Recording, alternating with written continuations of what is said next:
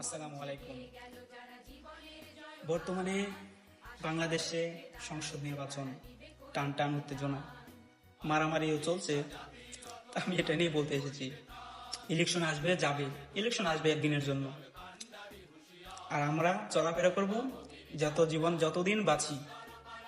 আজকে আমাদের পাড়ার ভাই একজন আওয়ামী লীগ করে, তাকে আমরা মেরে রক্তাক্ত করে দিয়েছি।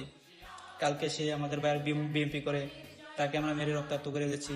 সে জামাত করে, তাকেও মেরে রক্তাক্ত করে দিয়েছি। কেন ভাই? সবাই মানুষ, সবার মানুষত্ব আছে, এটা বুঝতে হবে। ইলেকশন একদিনের জন্য আসছে, সারা জীবনের জন্য না। ক্ষমতা 5 বছরের জন্য আসে, সারা জীবনের জন্য না, এটাই বুঝতে হবে। আজকে তোমাদের ঠেলা আছে, কালকে তাদের আসবে, তারপরে আরেকজনের আসবে, এভাবেই। এতদিন আমি লীগের ছিল, কিন্তু আমি বলবো না আমি লীগ এত কিছু খারাপ করেছে। এখন বর্তমান সরকারের আন্ডারে চলে দেশটার যে 12টা বাজছে, আমি লীগ 18 বছর চালাই গেছে। আমি এত কিছু বুঝছি না, ইলেকশনের নির্বাচনের আমি কিছুই বুঝি না। যা হাসিনা দেশ থেকে যাওয়ার পরে যতটুকু বুঝছি, দেশের 12টা বেজে গেছে।